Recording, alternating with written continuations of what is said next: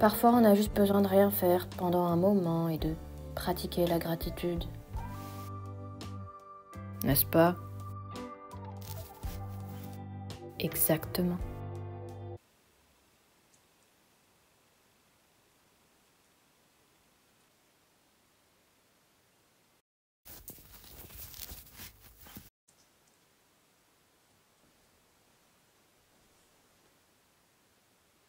On peut même méditer de la sorte en pratiquant une activité diverse.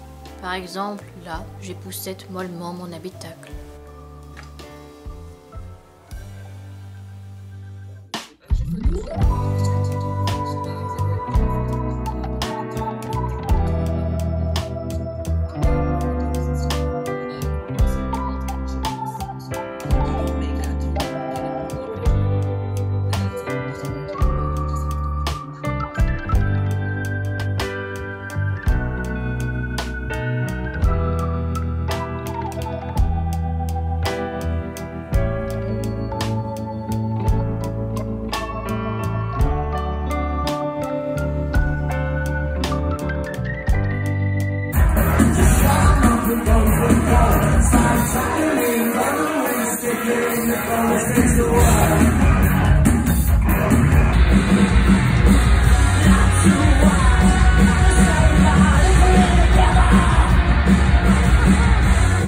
Bon alors je me dis, puisqu'on est là, autant que j'en profite pour vous faire quelques petites recos, parce que j'ai quelques trucs pas mal en ce moment.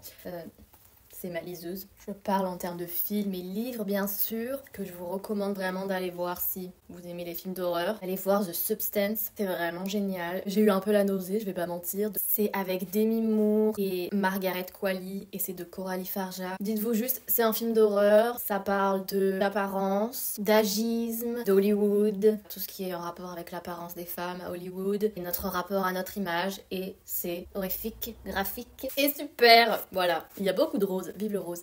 Et ensuite, un autre truc que je vous recommande, si vous ne connaissez pas, c'est une petite série qui n'est pas ultra connue, qui s'appelle Extraordinary, qui est une série anglaise. La saison 2 est sortie au printemps dernier, donc je suis un peu en retard. Mais en gros, c'est une sorte de sitcom, je pense, on peut dire. Il n'y a pas énormément de budget, ça se passe dans une coloc, c'est des gens qui vont sur leurs 30 ans. Et en fait, tout est très, crédible, réaliste, relatable, sauf le fait qu'ils vivent dans un monde où tout le monde a des super pouvoirs quand ils arrivent à l'âge de... C'est censé être à partir de 16 ans, je crois. Ils ont tous un super pouvoir. pouvoirs. Enfin, c'est improbable parce que dans la vraie vie, ça ne se passerait pas comme ça. Là, en fait, c'est vraiment le monde normal, mais comme si on avait tous un super pouvoir. Ce qui est improbable parce que dans la vraie vie, on se ferait tous exploiter si on avait des super pouvoirs. Et là, non, ils vivent quand même tous une vie normale et c'est complètement improbable et absurde. Et c'est très drôle, donc je vous le conseille. Et... Oh. Oui, bonsoir. Vous avez une recommandation ? Et récemment, je me suis remise à Fleabag. J'ai recommencé tout, enfin littéralement il y a genre 12 épisodes en tout avec les 2 saisons. Mais bah, dis-le si on me dérange. Il baille. Fleabag, donc cette série mythique avec et de Phoebe Waller-Bridge, avec le hot priest Andrew Scott, bien sûr. Enfin bref, si vous ne connaissez pas Fleabag, il est temps. Hein. C'est hilarant, mais c'est aussi ultra dramatique. Tragicomique, c'est sur une trentenaire qui vit une période pas facile. Je sais pas ce que ça veut dire quand on en est à un point dans sa vie où on a besoin de revoir Fleabag. Devrais-je m'inquiéter ? Je ne sais pas. En tout cas, je ris. Et je parie aussi.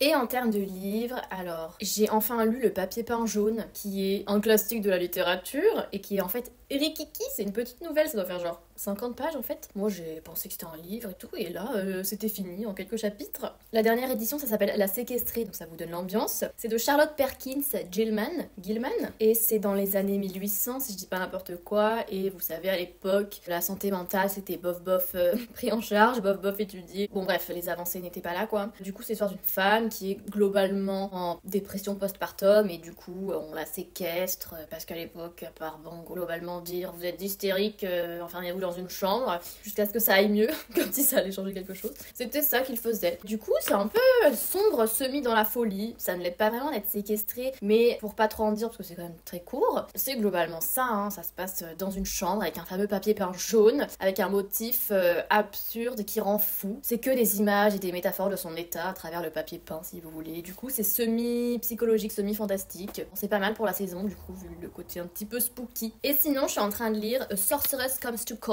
qui est un livre de T. Kingfisher. J'en ai déjà parlé plusieurs fois parce que c'est une autrice que j'ai découverte il y a pas très longtemps. Et j'adore ce qu'elle fait. En fait, ce qu'elle fait surtout, c'est réécrire des contes. Réimagine des contes un peu traditionnels à sa façon, mais avec des sous-tons plus modernes et des petits twists. Et c'est entre l'horreur et la cosy fantasy et en même temps le mystère et l'aventure. Enfin, il y a vraiment un peu de tout et surtout, c'est très drôle. Moi, j'adore l'humour, hein, vous le savez. Elle est pas traduite en français, hein, toujours pas. Je comprends pas pourquoi. La France est en retard. J'aimerais que la France entière puisse en profiter, mais non. Donc c'est en anglais. Si jamais ça vous intéresse, vous êtes prévenus. Voilà, c'est tout pour ma petite parenthèse recommandation. Le yap is over.